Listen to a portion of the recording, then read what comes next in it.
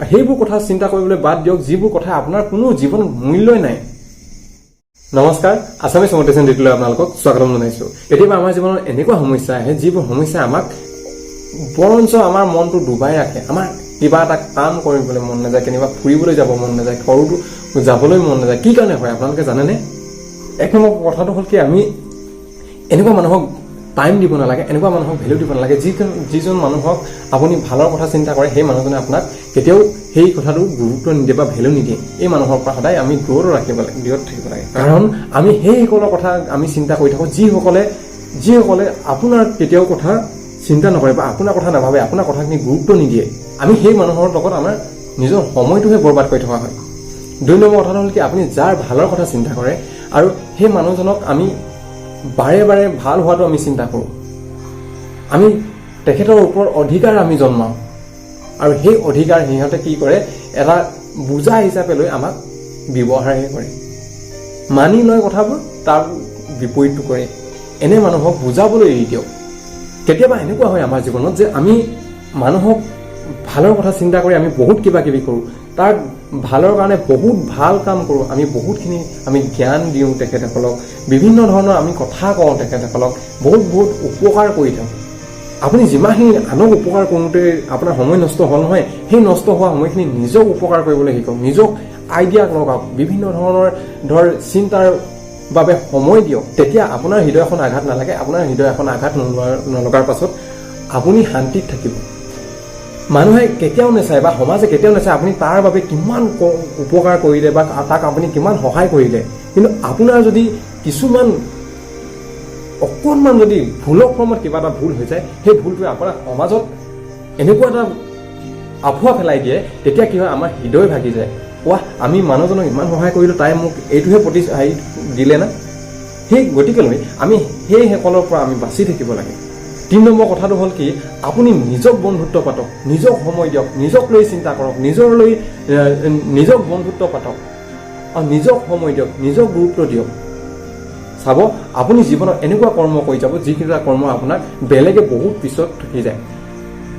মই এইটো ক'ব বিচৰা নাই যে আপুনি চেলফিছ হওক বা আপুনি স্বাৰ্থলোভী হওক। মই ক'ব বিচাৰিছোঁ কেৱল আপোনাৰ মূল্যৱান সময়খিনি যে কাৰোবাক দি কেনে যে আপোনাৰ হৃদয় ভাঙিছে, এই হৃদয় ভগাৰ পৰা আপুনি বাচি থাকক বা আপুনি দুখত পৰা বাচি থাকক। কাৰণ আমি নিজক সুখী অনুভৱ নকৰিছোঁ, এইটো কাৰণে সুখী নকৰা কৈছোঁ, আমি আনক সুখী কৰোঁতে আমাৰহে হৃদয় ভাগিছে, আমিহে কান্দিবলগীয়া হয়। আনক সুখ কৰোঁতে আমাৰহে মূল্যৱান সময় নষ্ট হয়। জীৱনত যদি আপুনি হাঁহি থাকিব বিচাৰে, জীৱনত যদি আপুনি সুখী হৈ থাকিব বিচাৰে, তেনেহ'লে নিজক ভাল পাবলৈ শিকক, জীৱনটো নিজৰ বাবে দিয়ক। সমস্ত উজাৰি আপুনি আনক ভাল পোৱাত আপোনাৰ মূল্যৱান জীৱনটো নষ্ট নকৰিব।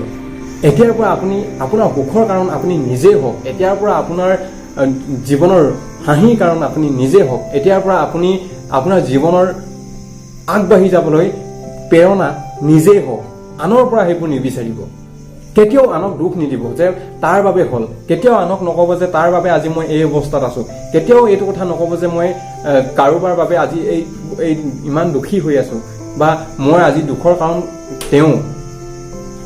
কাৰণ আমি তাৰ লগত ৰিলেশ্যনত আছিলোঁ আৰু সেই মানুহজনক আমি বুজি নোপোৱাত আমি সেই চিটুৱেশ্যনত পৰি আমি বৰ্তমান এই অৱস্থাত আছোঁ।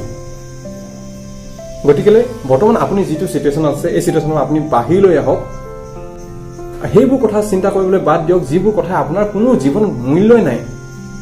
যিবোৰ কথা আপুনি অলাগতিয়াল কথা আপুনি চিন্তা কৰি আপুনি যদি দুখত ভাগি আছে, সেইবোৰ কথা মনৰ পৰা বাহিৰলৈ লওক আৰু এটা নতুন জীৱন আৰম্ভ কৰক। আজিৰ পৰা নতুন কথা চিন্তা কৰক, নতুনত্ব আনক আপোনাৰ জীৱনত, অলপমান সলনি কৰক জীৱনটো। আপুনি যিখিনি কৰ্ম কৰি আছিলে সেই কৰ্মখিনি অকণমান আপগ্ৰেড কৰি লওক, চাব আপোনাৰ জীৱনটো ৰঙীন হ'ব।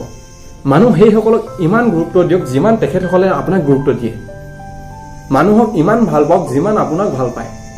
আমাৰ সমস্ত দুখৰ কাৰণটো হ'ল কি, আমাৰ আশা, আমাৰ কিছুমান লালসা, সেইবোৰৰ পৰা আমি দুখত পৰোঁ।